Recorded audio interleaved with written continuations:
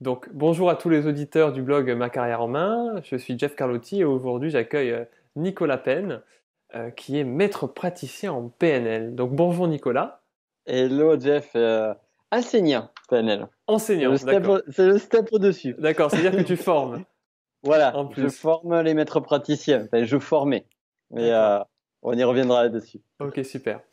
Bah écoute, je te propose que tu te présentes un petit Ouais, peu aux auditeurs pour nous dire ton parcours et ce que tu fais aujourd'hui et ta tout à, spécialité un petit peu autour de la PNL. tout à fait. Ben, avec plaisir. Ben, déjà, merci pour l'invitation. C'est cool. C'est vraiment chouette. Donc j'espère que je vais pouvoir apporter un maximum. Donc moi, qui je suis, qu'est-ce que je fais, d'où je viens. Je m'appelle Nico Pen. Je fais de la formation depuis plus de 7 ans, de façon professionnelle. Donc je vis de la formation depuis plus de 7 ans. Euh, j'étais, j'ai eu un diplôme, j'ai été ingénieur, j'ai bossé pendant 5 ans en tant qu'ingénieur. Je me suis posé des questions à un moment donné et j'étais pas à ma place, clairement. Et donc, du coup, c'est de là où je suis allé vraiment sur ma véritable vocation, qui est la pédagogie, l'enseignement, former et transmettre mon savoir. Et là, aujourd'hui, plus spécifiquement, après avoir passé donc de nombreuses années à faire différentes formations, dont notamment une spécialisation, et c'est pour ça qu'on est là dans la PNL, programmation neurolinguistique. Donc, j'ai été enseignant, j'ai formé différents élèves à la PNL, et aujourd'hui, je forme les personnes qui souhaitent créer des formations et tout particulièrement des formations en ligne. Comment vivre de cette activité qui est l'activité de formateur ou d'infopreneur. Donc ça, c'est mon D'accord. job. Et j'utilise justement tous ces outils que j'ai de psychologie, de développement personnel, de business qui aident. Et la PNL est vraiment au cœur des outils les plus puissants que j'ai rencontrés et que j'utilise, vu que c'est un de ceux que je maîtrise le mieux, on va dire. D'accord, super. Alors Nicolas, est-ce que tu peux nous en dire plus un petit peu sur ce en quoi consiste la PNL? Ouais, alors c'est très vaste et très vague, j'allais dire, mais c'est ça en fait, c'est un petit lapsus qui lie un peu l'idée. La PNL, programmation neurolinguistique. Donc, comme je le disais lorsque je faisais mes conférences, c'est un nom très barbare qui fait plus peur qu'autre chose. Euh, pour la petite anecdote, en fait, lorsque les créateurs de la PNL, Bandler, Grinder et Puslik ont amené la PNL, l'éditeur du premier bouquin de Bandler et Grinder a dit, mais en fait, c'est super, c'est génial ce que vous faites, moi je veux vous éditer, mais c'est trop simple. Donc du coup, ils ont commencé à sortir un langage un petit peu pompeux D'accord. pour donner à la PNL. Donc, programmation neurolinguistique, programmation, ça fait référence un peu à l'informatique, à la programmation. C'est pas on va faire du lavage de cerveau, quoi que ce soit, on est loin, loin de ça. Et neurolinguistique, on va utiliser la linguistique, la parole, les mots, puisqu'ils sont beaucoup intéressés à certains linguistes comme Chomsky, Korzybski et d'autres Noransky. Et pour, euh, pour travailler là-dessus, dont notamment c'était l'un des fondateurs, donc Grinder, qui était spécialiste en Mhm. linguistique, et D'accord. Neuro pour travailler le cerveau. Finalement, on va utiliser la parole, on va utiliser le langage pour aller communiquer et au niveau du cerveau. Alors bon, c'est un peu complexe de prime abord, mais Mhm. plus simplement, il y a différentes définitions de la PNL. Certains vont dire que c'est un outil génial pour la communication, d'autres vont parler de préparation mentale. Chacun va y mettre ce qu'il veut. Pour moi, c'est un outil qui va aider à modéliser l'excellence humaine. C'est-à-dire que, à un moment Ah, donné, tu as été bon dans quelque chose, comment tu peux reproduire ça dans un autre domaine? Tu connais quelqu'un qui est bon dans un domaine sans forcément le singer et en gardant ton identité et ta singularité. uhum. Comment tu peux prendre ces compétences-là pour les réutiliser? Des choses que fait déjà lui-même, sauf que là, on va trouver un moyen de le mettre On le conscientise, quoi. on le conscientise, exactement. Et au-delà de ça, c'est pour ça que c'est une espèce de fourre-tout, on peut le dire, la PNL, quand on fait tout le cursus, parce qu'en fait, ils ont modélisé tellement de choses qu'après, ils ont réussi à les conceptualiser. Donc, la gestion émotionnelle, la partie stratégie, la partie communication. Donc, tout ça, ça a été des modélisations qui Mhm. après sont sorties sous forme de méthodologie. Ok, donc c'est comme si on avait un livre de recettes de cuisine C'est ça. et en fonction de C'est ce qu'on ça. veut faire, on peut aller piocher la bonne recette. Exactement. Donc, du coup, tu peux faire de la PNL vraiment sur tout. À une époque, j'utilisais la PNL pour aider les personnes à mieux se vendre, à mieux vendre leur activité. J'ai utilisé la PNL moi-même pour trouver des stratégies business, où je l'ai fait en coaching, aussi sur du conditionnement, aussi sur de la gestion émotionnelle, comme par exemple, on a fait tous les deux la journée d'audace en Corse. Oui. Moi, au début, ça a été super, super difficile pour moi de monter sur scène. Et en fait, j'ai utilisé la gestion émotionnelle de la PNL pour m'aider à être vraiment sur un état émotionnel au top avant de monter sur scène. Donc, c'est le genre de choses qu'on peut faire. On peut vraiment l'appliquer à tout. Tu peux l'appliquer sur de la gestion de couple, sur de la gestion de conflits, sur comment donner du sens à sa vie aussi. Il y a vraiment plein de choses à faire. C'est super vaste. Bon, du coup, alors le focus aujourd'hui, ce sera tout ce qui est orientation professionnelle et recherche d'emploi. Ouais. Et bon, peut-être on se refera une autre vidéo sur d'autres sujets, parce que ça a l'air intéressant. Avec grand plaisir.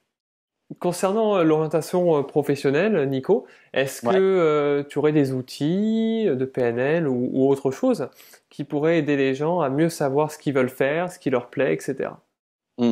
Moi, je reviens. Alors, il y aurait plein de choses sur l'orientation professionnelle. Il y a énormément de choses et à différentes étapes.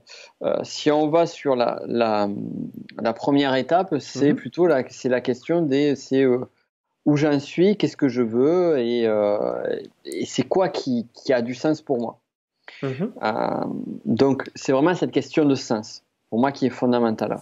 En PNL, alors pour reprendre vraiment la grille de lecture PNL, mais on peut le retrouver dans plein de domaines, dont notamment pyramide de Maslow et autres. En PNL, tu as un outil qui s'appelle les niveaux logiques.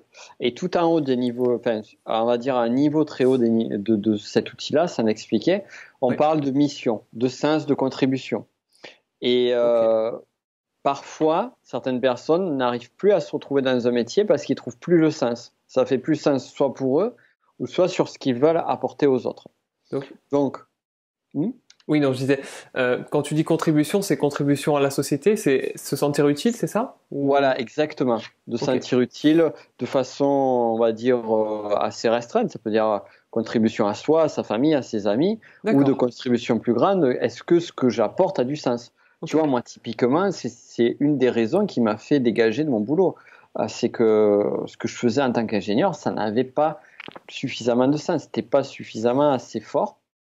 Et il y a un autre point en termes d'identité, c'est au niveau des valeurs. On a tous une différente valeur. Par exemple, le plaisir, la liberté, la famille, la santé, la contribution, partager, l'amour. Chacun va avoir des valeurs différentes, l'ambition, la réussite, tu vois, je sors différents types de travail. Pour certains, ça peut être par exemple cette valeur-là qui est importante. Et on doit nourrir les valeurs qui sont fortes sur nous. D'accord, donc c'est ce qui est important pour nous. Voilà. Et moi, j'avais une valeur très forte enfin, je l'ai toujours, qui est avoir un impact. C'est pouvoir avoir un impact massif. Et sur mon activité d'indépendant, cette valeur-là n'était pas satisfaite. Et aujourd'hui, sur mon activité, c'est pour ça que je suis dans le numérique, parce que ça me permet d'avoir un impact beaucoup plus grand. Si je fais du coaching en tête-à-tête, si j'en faisais on va dire, tout le cœur de mon activité, je serais malheureux. Parce que j'aurais pas l'impression d'avoir cet impact-là. Mais ça m'est très personnel. Donc toi, par exemple, tu vas avoir des valeurs qui sont importantes. Est-ce que tu peux rappeler justement sur on va dire, le point clé sur ton activité pro? Au début, tu as dit, pour moi, c'est la reconversion, mais pas de n'importe quelle façon. C'est par le plaisir. Par le plaisir. Donc là, déjà, rien que par ton choix professionnel, le mot plaisir est quelque chose d'hyper important pour toi. Et donc ça, c'est un point clé qu'on doit identifier. Donc ça, c'est les valeurs d'un côté. Et de l'autre, pour reprendre le début, j'ai fait un peu de digression, c'est la contribution, la mission, qu'est-ce que je veux apporter. Donc, il y a ces différentes choses-là.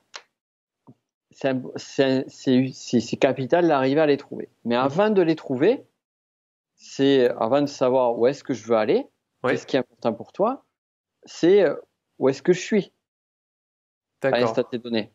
Par exemple, pour prendre la métaphore, je veux aller à Bordeaux. Si je suis à Toulouse, je ne vais pas prendre les mêmes itinéraires que si je suis à Paris. C'est sûr. Donc, on a la destination qui peut être la même, mais Mhm. partir de points bien différents. D'accord. Donc, en PNL, il y a toujours un point clé qui est la situation présente. Identifier où est-ce que j'en suis là à l'instant T donné. D'accord. Quelle est ma situation présente? Et en fonction de cette situation présente, je vais décider est-ce que cette situation, elle me convient ou pas. En Mhm. l'occurrence, là, si on est sur la reconversion, non. Donc, quelle est ma situation? Qu'est-ce que j'ai là aujourd'hui que je veux garder? Qu'est-ce que j'ai que je veux plus garder? Enfin, où est-ce que je suis? Et vers où je veux aller? Et ça, c'est le next step. J'identifie où j'en suis à un instant T donné et où D'accord. est-ce que j'aimerais aller. D'accord. Et Donc, là, ouais, ouais. Donc, en gros, ça revient à faire la photographie de là où on en est, dire, voilà, aujourd'hui, je fais ci, je fais voilà, ça, je fais ci, je fais ça, j'aime, j'aime pas. Et sur la base de cet état à l'instant T, de dire, OK, moi, demain, j'aimerais changer ça, ça et ça pour aller là. voilà, OK. exactement. Et donc, on va se focaliser une fois qu'on a identifié où est-ce que je suis, qu'est-ce qui ne va pas. Mhm. Déjà, qu'est-ce qui va pas, c'est intéressant. Ah. Parce que quand tu vois, par exemple, la notion de plaisir, Mhm. si tu vois à un instant T donné, qu'est-ce qui va pas aujourd'hui, mais je suis pas heureux, je m'éclate pas, je prends pas de plaisir. Ah ben tiens, ça veut dire que la valeur plaisir, elle est importante, c'est-à-dire il y a quelque chose d'important. Quand je te disais, moi, quand je l'avais pas conscientisé à l'époque, parce Mhm. que j'avais pas ces connaissances-là, mais quand j'étais pas bien, que j'ai quitté mon job d'ingé, Ouais. c'est à un moment donné, j'étais pas heureux parce que je pouvais pas contribuer. Hmm. Tu vois, il y avait ce point-là. Et bon, il y avait d'autres points aussi qui n'étaient pas satisfaits, mais celui-là n'était pas satisfait.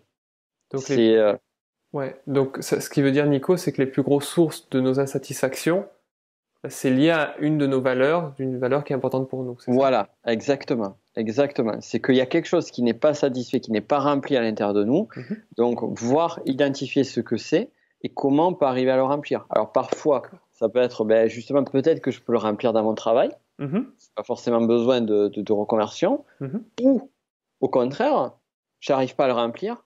Qu'est-ce qui peut m'aider à le remplir? Et, et c'est ça, on dit l'herbe n'est pas, enfin, l'herbe n'est pas plus verte ailleurs. Mhm. Je suis pas d'accord. L'herbe, elle peut être plus verte ailleurs, quoi.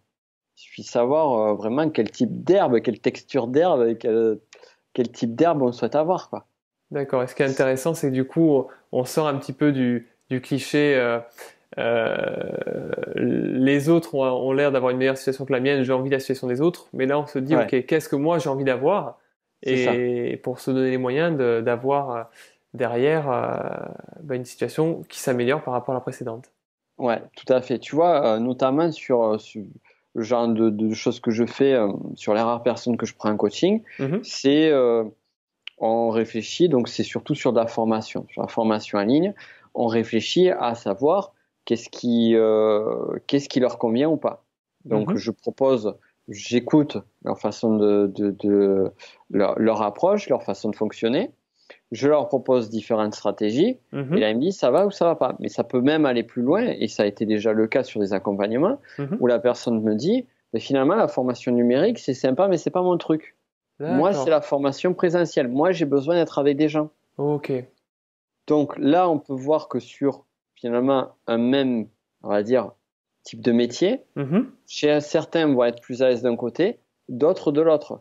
Et on va pas Ok. se forcer à aller dans un sens qui n'est pas le nôtre. Même entrepreneurialement parlant, on a tendance à dire ben, c'est le Saint Graal du moment où je suis indépendant, et ben, je vais faire ce que je veux et je vais être heureux. Hmm. Mais là aussi, il y a des choix et il y a parfois des on va dire une espèce de comment dire, de Compromis? moyen, ouais, de compromis social ou d'influence sociale qui va dire tout le monde fait ça, ça marche, donc tu dois faire ça. Mais Ah, c'est pas ok. parce que tout le monde fait ça que tu dois faire ça et que ça va marcher. Déjà de un. Et de deux, est-ce qu'il y a des voies alternatives? Quelles sont les voies alternatives et quelle est celle qui te correspond le plus, quoi? Pardon. D'accord. Donc ça revient à se dire, ouais, c'est au final, qu'est-ce qui existe et qu'est-ce qui moi me correspond Ouais, au c'est ça. final. C'est ça.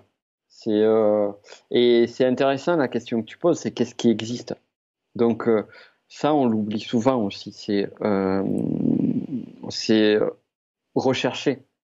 C'est-à-dire que bien souvent, les personnes s'arrêtent en se disant, bon, ben, ça va pas aujourd'hui, Mhm. j'aimerais faire ça, mais je sais pas, je sais pas. Et en fait, tout le processus de chercher pour trouver Mhm. est un véritable objectif en tant que tel. D'accord. Donc, ce que tu veux dire, ce qui est important, c'est pas uniquement la finalité, mais ça va être aussi le chemin, parce que sur le chemin, on va Voilà, apprendre, on va grandir, etc. exactement. Et quand tu vois, beaucoup de personnes abandonnent ou se disent, ben, je suis dans un problème et je trouve pas la solution Ouais, parce que je sais pas où chercher. ouais, Mais justement, ton objectif à court terme, c'est juste définir un objectif, ben, je vais, pendant un certain laps de temps donné, chercher différentes solutions. Où est-ce que je d'accord. peux chercher? Est-ce qu'il n'y a pas des personnes que je connais qui ont la solution? Est-ce que je peux pas la trouver sur Internet? Est-ce que j'ai pas des amis d'amis qui peuvent me recommander une personne qui connaît la solution? Est-ce Ok, que j'ai pas déjà été confronté à des situations qui ont été déjà des situations où j'ai eu quelque chose qui était impossible à trouver et j'ai réussi à trouver la solution? Et ça, tout ça, c'est une démarche. Et c'est une démarche qui a un objectif en soi. ok, super. Donc, quelque part, avant de tendre vers, on va dire, un boulot qui nous fait vibrer, qui nous plaît, l'idée, Ouais, c'est déjà de rechercher ce boulot-là. ouais, Et une première phase, ça revient à dire, ok, qu'est-ce que moi j'aime faire aujourd'hui, qu'est-ce qui me déplaît aujourd'hui, et du coup le transformer pour savoir qu'est-ce qui est important pour moi. Et puis après, regarder dans ce qui existe, qu'est-ce qui m'inspire. voilà, Euh, et tout en ayant au chapeau, je dirais, la notion d'utilité et de finalité, quoi. complètement. Qu'est-ce qui peut m'aider? Qu'est-ce qui m'inspire? Comment on peut m'aider? Et justement, le travail que toi tu apportes, c'est d'aider les personnes à trouver ces solutions-là. Hmm. Donc, donc là déjà, et les personnes qui te suivent ont déjà fait ce travail-là, cette démarche de recherche. Et cette démarche de recherche, elle est fondamentale. Et, euh, et, euh, et c'est pas parce qu'on ne sait pas aujourd'hui qu'on ne saura pas demain. Hmm. Juste. C'est trivial quand on le dit, mais c'est cette nécessité-là, quoi. D'accord. Et Nico, une question qui me vient là maintenant, par rapport à ce que tu as dit. Qu'est-ce qui bloque les personnes dans cette recherche d'un métier qui est susceptible de leur correspondre? Je crois que c'est vraiment ça. C'est l'absence de solution. C'est vraiment ça. C'est qu'est-ce qui bloque? Alors, il n'y a pas que ça. Mhm. Effectivement, donc il y a ce point, l'absence de solution. Mais la solution doit être cherchée pour Ok. être trouvée. Ça, c'est le premier point. Bon, on l'a déjà vu. Mhm. Le second point qui bloque, et là, on peut en revenir à la PNL, c'est ce qu'on appelle les croyances. Ok. Croyance, qu'est-ce qu'une croyance? Alors, souvent, on l'associe au domaine religieux. Mhm. Euh, mais de façon générale, une croyance, c'est une phrase que l'on, généralement, bon, pour simplifier, c'est une phrase que l'on va prendre pour une vérité. D'accord. Euh, les politiciens sont des menteurs, les Ok. riches sont des voleurs. Voilà, j'ai pris des mauvaises croyances. Et ça, c'est des croyances. C'est une phrase, et on Mhm. va dire, c'est vrai. D'accord. Euh, C'est quelque chose le, qu'on so- considère comme vrai. le soleil se lève le matin et se couche le soir. Mhm. Ça, c'est une croyance. À un moment donné, qu'est-ce qui permet de prouver ça? Hmm. Bon, tu vas te le dire ouais, factuellement parce que ceci, cela. Un exemple tout simple. Moi, j'ai découvert un truc assez. Ça m'a vraiment perturbé sur le coup au regard de ça. Ouais. C'est tout con, hein. Et je le savais pas. Enfin, peut-être que les personnes qui vous écoutent ne le savaient pas comme moi, ou alors on se dire, mais franchement, tu savais pas ça. J'ai découvert à l'âge de 37 ans que, donc, je savais que le soleil se levait à l'est, Ouais. se couchait à l'ouest, Ouais. et l'hiver, il passait plutôt par le sud, on est d'accord. Mhm. Il a fallu que je voyage à l'âge de 37 ans à l'hémisphère sud pour me rendre compte que le soleil pouvait se lever à l'est, se coucher à l'ouest, et passer par le nord, et non pas par le sud. Ah ah. Ah oui, d'accord. Ah oui. Ah donc, oui. Ouh. Ah donc, oui, dit comme ça, c'est puissant quand même. donc, tu vois, en fait, pour moi, ça a été Oh. toujours une évidence. Ouais. Et je voyais toujours le soleil, en fait, je voyais le soleil qui passait, Ouais. qui tournait dans le sens des aiguilles d'une montre, le soleil, quand tu Mm. le vois de la Terre. Et quand j'étais au Chili cet été, je vois le soleil, je le vois ici, et puis après, enfin, moi, je sais pas si ça le fait bien, là, Ouais. et je le vois là. Je me dis, mais le Mais, soleil devrait mais, être là. ouais. Il devait Bah, il J'avais est pas. l'impression. Et c'est là que je me suis posé la question. Non, mais attends, c'est où le nord, c'est où le sud, c'est où l'ouest, c'est où l'est? Et après coup, je me suis dit, putain, mais c'est vrai, on est dans l'hémisphère sud. Et sur l'hémisphère sud, quand tu regardes le soleil, et bien en fait, finalement, enfin bon, on va pas faire un cours de science mais finalement, le soleil, il est sur l'axe nord. Et nous, comme on est à l'hémisphère nord, du moins pour les auditeurs d'entre eux qui sont à Mhm. l'hémisphère nord, le soleil, il se situe au centre, enfin, il est orienté vers le centre de la Terre. Donc nous, on le voit vers le sud, sur l'axe sud.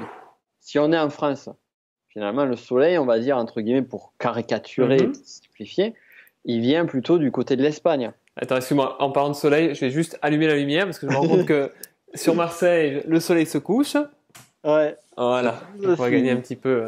de Super. luminosité. Ouais, exactement. Et, euh, et donc, pourquoi je parle de ça? Bon, j'ai fait une énorme digression pour parler de croyances. Mhm. C'est que moi, j'avais une croyance jusqu'à l'âge de 37 ans qui est que le soleil passait par le sud à un moment donné dans Mhm. sa course. Et des croyances, on en a sur plein de choses. Quel est le rapport avec l'emploi? Eh bien, tout simplement qu'il peut y avoir des croyances qu'ont des personnes au fond d'elles qui font faire qu'elles ne vont pas pouvoir aller sur leur job de rêve. Je ne suis pas capable, Ok. je ne vais pas y arriver, je n'ai pas le savoir pour, je n'ai pas les compétences, je n'ai pas les diplômes, et ainsi de suite. D'accord. Moi, j'avais une croyance qui était forte, Ouais. une peur qui était liée à une croyance, c'est j'ai peur, et au final, ce qui était caché derrière, je pense ne pas être capable de pouvoir vivre de mon activité si je suis indépendant. Ok. Et, et du coup, j'ai dépassé cette peur-là en me lançant en tant qu'indépendant, et Mhm. j'ai pu me rendre compte que c'était pas le cas. Mhm. Donc, péter cette croyance-là. Et c'est intéressant d'identifier quelles sont nos limitations mentales. Ça, la PNL va aider. Donc, je peux pas vraiment donner d'outils, juste peut-être se poser quelques questions. Si peut-être un exercice simple, Mhm. c'est je ne répondre à quelques questions. Par exemple, je ne me sens pas capable de réussir. Par exemple, d'avoir tel emploi Mhm. parce que je ne crois pas pouvoir faire ce métier car je ne me crois pas pouvoir changer d'orientation professionnelle parce que. Et qu'est-ce qui se cache derrière? Et ce qui se cache derrière, ça va donner une croyance. D'accord. Et une fois qu'on l'a identifié, par exemple, je ne pense pas pouvoir être indépendant parce que je ne sais pas comment créer une entreprise. Mhm. Mhm. Est-ce Mhm. que le fait de ne pas savoir créer une entreprise empêche de devenir indépendant? Hein. Grande Bonne question. question. Mm. Tout à Ben, fait.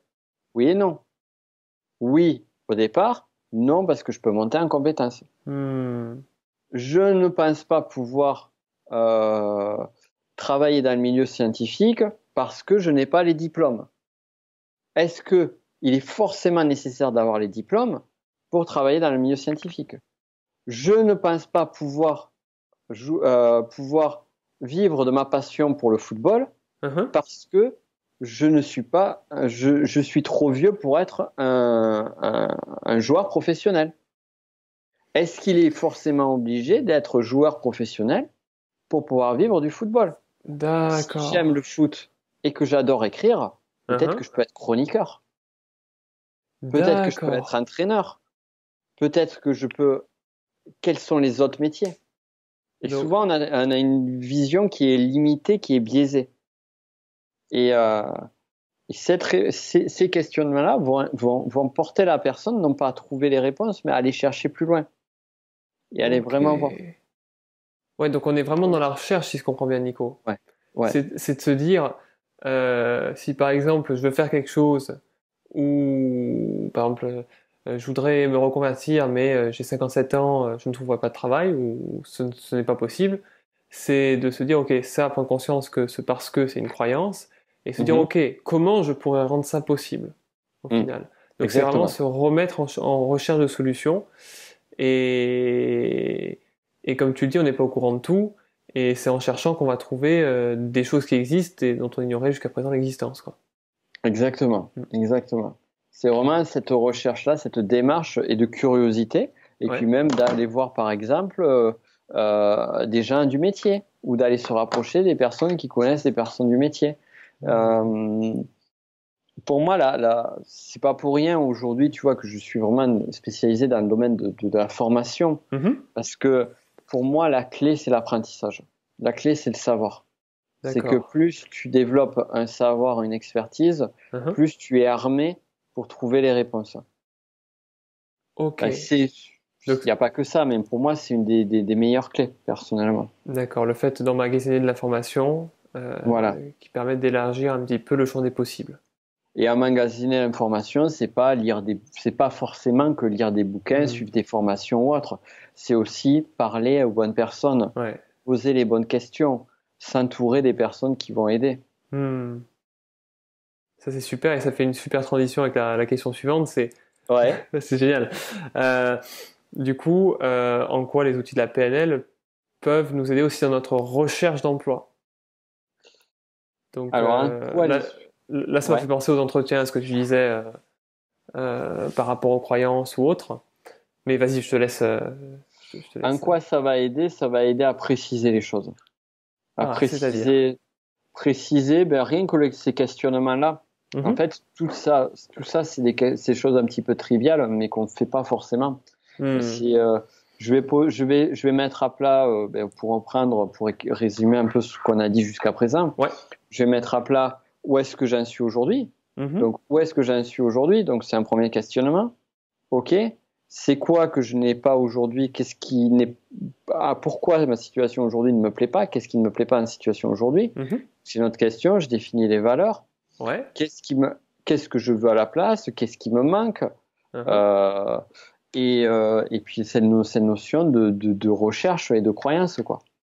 Qu'est-ce qui m'empêche aujourd'hui de trouver une solution à cette situation? Et, euh, et donc, on va aller sur une série de questionnements, d'outils de questionnement qui vont amener à trouver des pistes de solutions, quoi. D'accord. Ok. Super ça. Et concernant tout ce qui est entretien, etc., parce que tu parles du lien, Mm. est-ce que, alors je sais que tu vois, là j'ai fait un atelier ce lundi sur Aix-en-Provence. J'avais un Mhm. petit groupe et la plupart des interrogations c'était en entretien, c'est voilà comment on fait, quelle position Mm. on prend. Voilà, il y a beaucoup de peur par rapport à cet Mm. exercice. Et Alors, ouais, il y a pas mal de choses à dire sur l'entretien. Déjà, la notion de peur. Effectivement, il y a beaucoup de peur. Au vu d'un entretien d'embauche, faut se dire qu'en fait, tout le monde flippe, quoi. Même si, déjà, rien que ça, ben, c'est con, mais ça dédramatise le truc, quoi. C'est se dire que finalement, en fait, tous les autres, même si, alors c'est très drôle, tu vois, des fois, tu les vois dans les entretiens ou dans les concours, fait, ça va, ou tu sais, dans les examens, c'était ça souvent.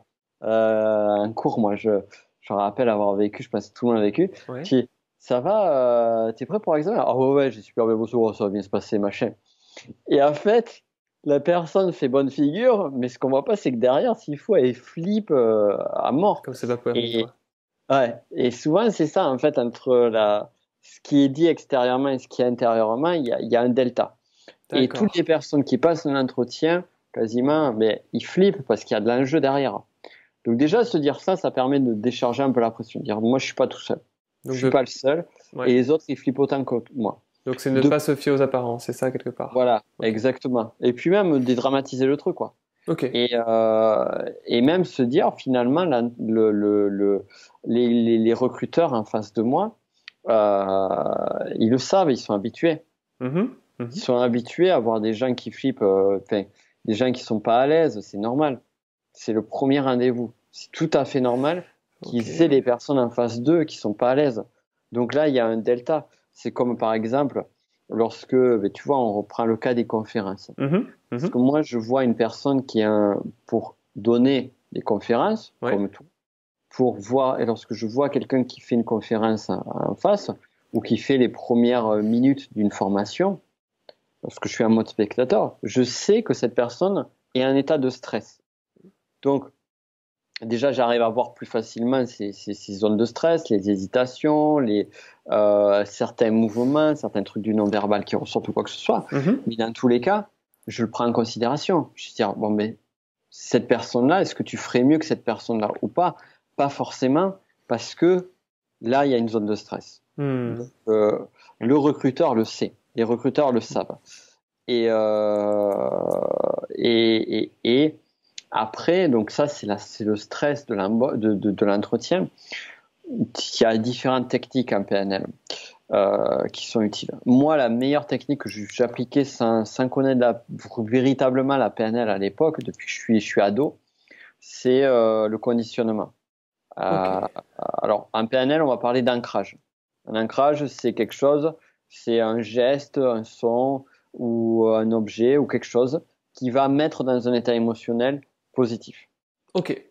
Quand j'étais ado et jeune adulte, avant de passer les examens, je me rappelle même dans ma chambre étudiant quand j'avais les examens à la fac, juste avant de partir, je me mettais un CD d'une musique qui me foutait la pêche. D'accord. Je m'écoutais ça, juste la musique qui me fout la pêche avant de partir à l'examen, pour vraiment me foutre un pic de motivation.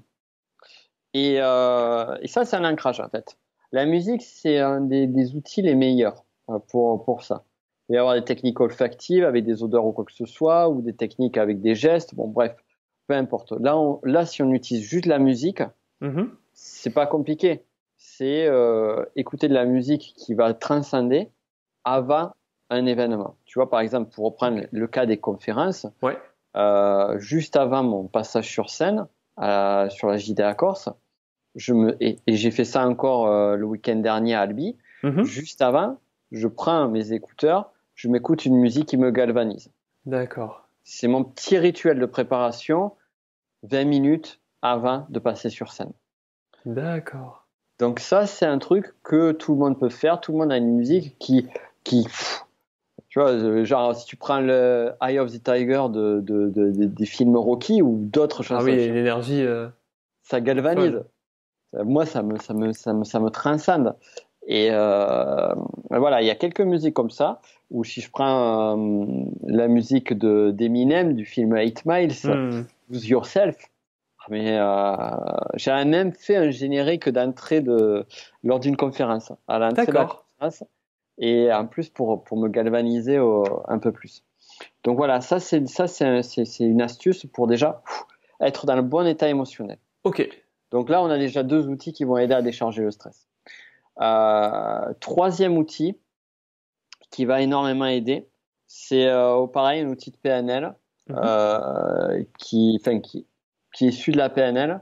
C'est utiliser l'imagination pour imaginer les recruteurs. Tu t'as dû déjà l'enseigner, cet outil-là. Imaginer les recruteurs qui sont soit avec des oreilles de Mickey ou soit en couche-culotte ou ce genre de choses-là. Ah en fait, non, moi je fais autre chose. Moi c'est plutôt je leur dis de repenser à un événement passé où ils étaient super confiants, tu vois, et de le revivre et du coup naturellement juste avant l'entretien de se remettre un petit peu dans cet état-là, quoi. Parce que mais ça c'est un ancrage typiquement. Typiquement c'est un ancrage. Comme la musique, comme les odeurs, c'est typiquement un ancrage. Et c'est une excellente méthode, clairement. Et celle des recruteurs, en fait, c'est pareil, on va utiliser l'imagination, mais on va utiliser ce qu'on appelle en PNL les sous-modalités. Alors, je ne vais pas rentrer dans le détail là-dessus, mais on va changer la représentation qu'on a des personnes en face de nous pour enlever l'importance qu'ils ont. D'accord. Donc bon, bien sûr, il faut pas rigoler trop. Enfin, voilà, mais l'absurde, c'est marrant. Imaginez des gens en face de soi avec les oreilles de Mickey ou avec des couches culottes ou peu importe, avec un nez de clown ou un truc comme ça, quoi. Ça Ou démystifie, quoi. les imaginer en pyjama ou un truc comme ça, ou avec un t-shirt, tu sais, un t-shirt avec plein de gras dessus, troué, peu importe. Et là, déjà, ça va dévaloriser, entre guillemets, c'est le mot, hein. Faut dire les choses, c'est la question, ça va dévaloriser l'importance de la personne vis-à-vis de soi. Donc, du coup, on va être beaucoup plus relâché, beaucoup plus cool. Ok. Là, on a des outils pour gérer le stress, déjà. Ça, c'est déjà bien, pour gérer son attitude. Maintenant, en termes de communication. En termes de communication, on se dit, est-ce que je vais trouver les mots? Est-ce que ceci? Est-ce que cela? En fait, il y a un dicton qui dit, si on a 2 oreilles et une bouche, c'est pas un hasard. D'accord. Donc, écoute 2 fois plus que tu parles. Ouh, puissant. Puissant. Ah, mais c'est super, franchement. Moi, je l'amène pas de la même manière que toi. Ouais. Si tu veux, moi, je suis enfin, un de mes mentors, question recherche d'emploi, c'est Olivier Waro. Il dit, c'est un ancien de la vente. Ouais. Et quelque part, il dit, en entretien, posez-vous les questions. Enfin, échangez les rôles et c'est vous qui posez les questions. Et franchement, c'est un niveau de confort qui est incroyable, quoi. C'est clair. Ouais, mais c'est exactement, c'est là où j'allais en venir. Ouais, on dit alors les bons vendeurs, je vais prendre un autre parallèle qui sont les vendeurs. Un bon vendeur, on a tendance à voir le baratineur qui va faire blablabla et qui va fumer jusqu'au moment où on n'en peut plus, on va dire oui, tiens ma carte bancaire. Ou alors, et puis on se barre du magasin, on revient plus jamais. Ou alors on s'énerve contre le vendeur et on se casse, on dit non, mais je suis pas intéressé. En fait, ça c'est des mauvais vendeurs. C'est des très mauvais vendeurs. Les bons vendeurs, ce sont des personnes qui écoutent 80% du temps et qui ne parlent que 20% du temps. Et les 80%, c'est du questionnement. Et ça va permettre de savoir ce qu'attendent les recruteurs, ce qu'ils demandent, et là, ça va pouvoir aider. Par exemple, forcément, ils vont poser des questions. Qui êtes-vous? Qu'est-ce que vous faites? Ainsi de suite. Donc, on répond à la question. Et finalement, en fait, ce qu'on se rend compte, moi, j'étais super surpris de ça lors des entretiens d'embauche. À l'époque où justement, j'en avais fait, tout jeune ingénieur. C'est que finalement, c'était plus un échange qu'un interrogatoire. Moi, je m'attendais à l'interrogatoire, tu sais, comme à l'école, quoi. D'accord. Finalement, tu sais, genre, t'as répondu bien aux questions, on te prend, t'as répondu aux mauvaises questions, on te prend pas, quoi.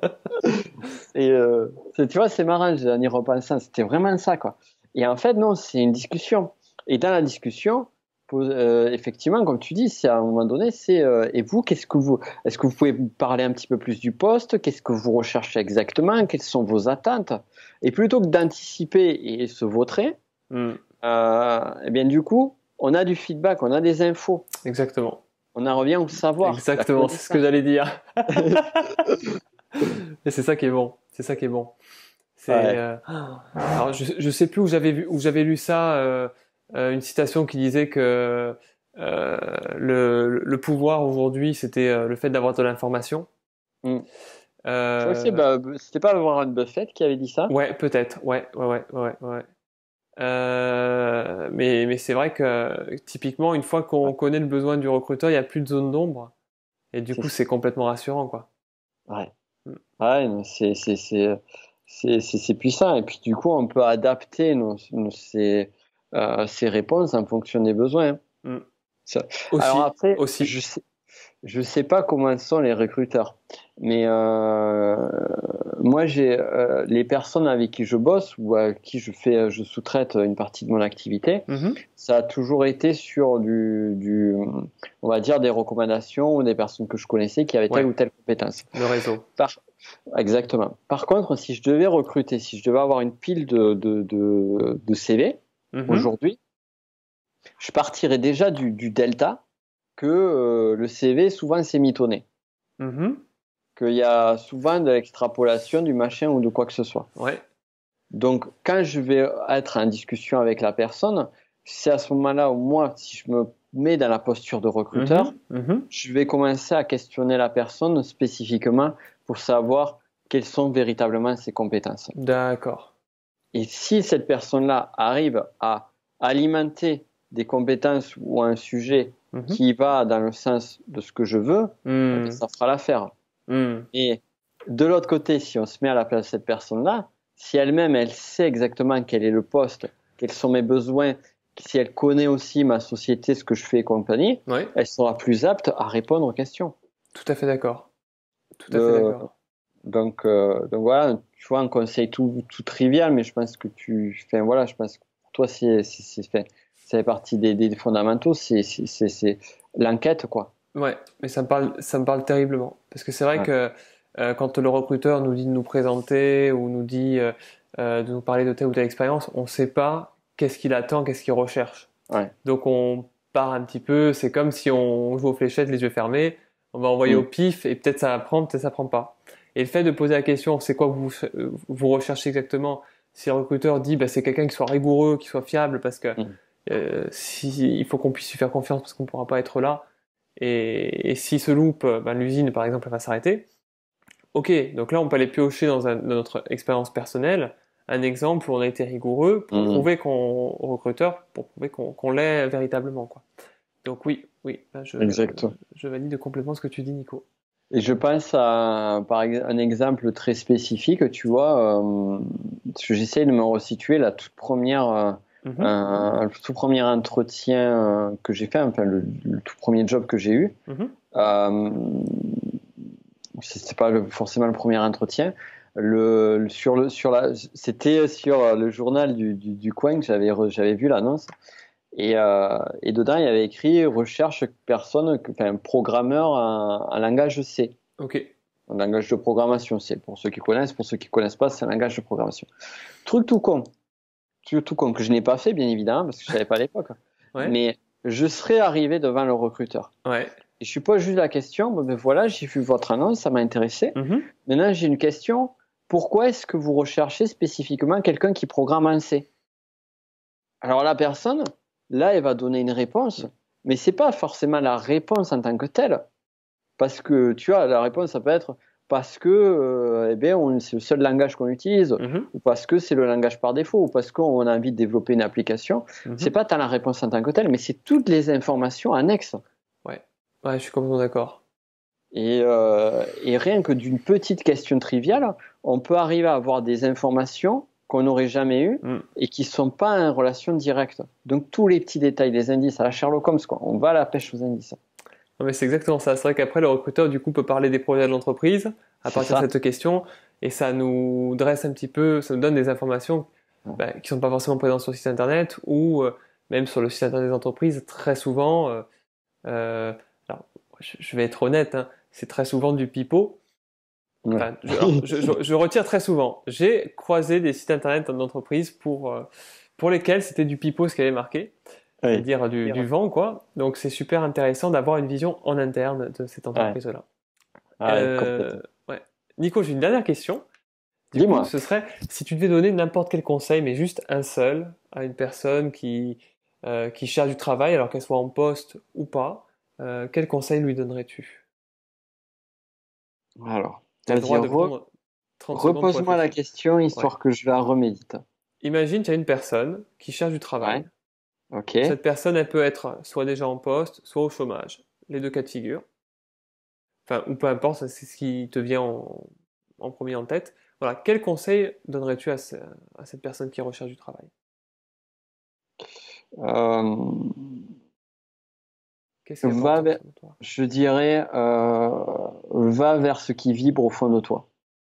Hmm, C'est, euh, là, on n'est plus du tout dans la stratégie, dans les techniques ou dans machin. ouais. Va vers ce qui te fait vibrer à l'intérieur de toi.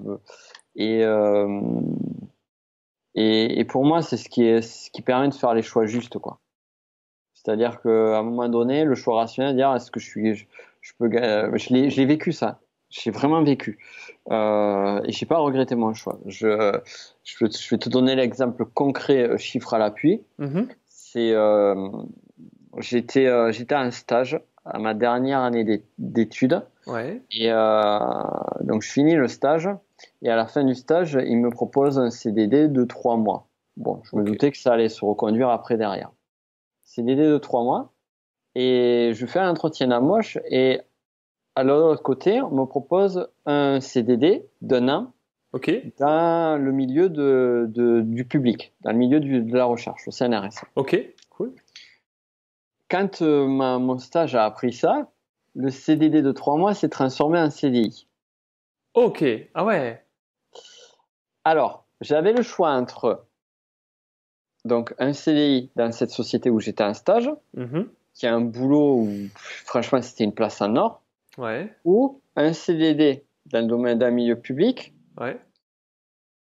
avec un terme de salaire, c'est là où ça devient intéressant. Alors je parle de 2005. Hein. Ouais. Donc, dans le public, le salaire net était de 1005. Ok. Dans cette boîte privée, le Ouais. salaire net était de 2200. Ah ouais. Ouh. Tu vois le delta? Ouais. J'exagère pas quand je dis ça. C'est vraiment, il y avait 700 euros d'écart. Donc, quand tu pars de ce principe-là, qu'est-ce que tu choisis, tu vois, rationnellement? Ah, si j'écoute la tête, c'est de prendre le salaire le plus élevé. En plus, le CDI, Voilà, c'est une solution pérenne, etc., quoi. t'as la planque. Sauf quoi, en fait, je me suis torturé la tête, mais pendant 3-4 jours. Vraiment, ça a été un conflit. Alors, l'un était à Bordeaux, l'autre était à Toulouse. Bon, moi, c'était pas dérangeant, même je préférais rester à Bordeaux, là où il y avait le CDI, plutôt que d'aller à Ok. Toulouse. Ok. Et j'étais en train de chercher des appartements sur Toulouse, tu vois, pour vraiment être deux. Et je me disais, mais est-ce que tu cherches? Mais c'était le cas de conscience, quoi. Le cas de conscience sur J'imagine. mon avis professionnel. Et puis c'était premier job et tout. Et, euh, et en fait, finalement, j'ai choisi le CDD, comme tu te doutes, parce que je Hmm. fais cas extrême. J'ai choisi le CDD avec 700 balles à moins. Et puis je me suis dit, mais le gars, mais il est fou. Et en fait, non. Si tu veux, moi, le choix, ça a été un choix parce qu'au fond de moi, je savais que si j'allais un CDI dans cette boîte-là, je Ouais. me voyais, entre guillemets, presque mourir intérieurement parce que j'allais suivre tout le process Classique. classique jusqu'à ma retraite dans cette boîte. Je le voyais et je connaissais des exemples de personnes dans ce cas-là. Et je me disais, mais non, mais tu peux pas. Tu peux pas. Bon, à l'époque, ce que j'avais pas compris, c'est qu'en fait, c'était l'entrepreneuriat qui indirectement cette D'accord. liberté-là qui m'appelait. Ça, c'est la Ouais. petite parenthèse. C'était un premier signal. Et du coup, j'ai choisi cette aventure-là, de vivre une nouvelle aventure que Mhm. j'ai adorée. Et certes, tu vois, c'est bon, voilà, il y a eu c'est bon et c'est mauvais côtés. Et j'ai fait un choix de cœur. Hmm. Pas une seconde, j'ai regretté ce choix. Du moment où je me suis barré aussi de mon job d'ingé, Ouais. pareil, là, j'avais après, bon, voilà, j'ai changé de boîte, j'étais mieux payé et compagnie. Et c'était un job très, très sympa. Quand j'ai choisi de partir de ce choix-là pour devenir entrepreneur, Ouais. ben, j'ai fait chier. Enfin, excuse-moi l'expression, mais comme tout entrepreneur, enfin, pas tout entrepreneur, comme beaucoup d'entrepreneurs, je l'ai eu dur, quoi. Je l'ai eu dur. Bon, t'as eu un Je exemple. suis au début aussi, mais donc, oui. T'as eu certaines périodes de vie, notamment sur la conférence qu'on Hmm. avait fait ensemble, mais pas une seconde, j'ai regretté mon choix. Pas une seconde. Et pourquoi? Parce que c'est des choix qui vibraient à l'intérieur de moi. Et moi, je pense que c'est vraiment la clé. Et parfois, il peut y avoir un prix à payer. Il faut juste Hmm. être en conscience. Se dire, est-ce que je suis prêt à payer ce prix ou pas? Moi, j'ai toujours été, même si je le voyais pas forcément, j'ai toujours été prêt à payer ce prix-là. D'accord. Et, et voilà quoi. Donc, Non, mais c'est super intéressant ce que tu dis, Nico. Là, si tu veux, ce week-end, j'étais à une conférence d'Arnaud Rioux, je sais pas si tu connais. oui, j'ai failli faire un stage avec lui, malheureusement, j'ai pas pu. Il est génial ce gars. Ah oui, il est au top. Franchement, sa Il est philosophie, incroyable. je Ouais. partage à 200%. Et bon, du coup, C'était c'était une conférence, ça? ouais, c'était au quatrième festival de l'école de la vie ou pour l'école de la vie à Montpellier. Oui, tout Voilà. à fait. Et bon, je me suis fait plaisir, donc il a demandé s'il y avait des volontaires dans la salle, donc j'ai levé la main, je suis monté sur scène et tout. Il m'a fait un T'as petit bien test fait. avec le bras tu vois, pour les pensées, tu te répètes des pensées positives, tu as plus de résistance musculaire que si tu te répètes des pensées négatives. Et après, il a même fait un truc qui m'a surpris, c'est qu'il a demandé au public d'avoir des pensées positives ou négatives. Et ça avait une influence du coup sur le résultat de l'expérience. Hmm. Et, euh, et puis voilà, ce qu'il dit Arnaud Rioux, c'est pareil, il dit... après, il y a une notion beaucoup plus spirituelle où il dit que chaque personne a quelque chose qui l'aspire quelque part, et cette personne va devoir faire des choix entre ce qu'il désire et les peurs entre guillemets, qui sont le pendant un petit peu des désirs, quoi. Parce que typiquement, là, tu as fait le choix d'un CDD, Nico. Voilà, la peur, c'est du coup la précarité, c'est le regard des autres, c'est le moins financier, etc.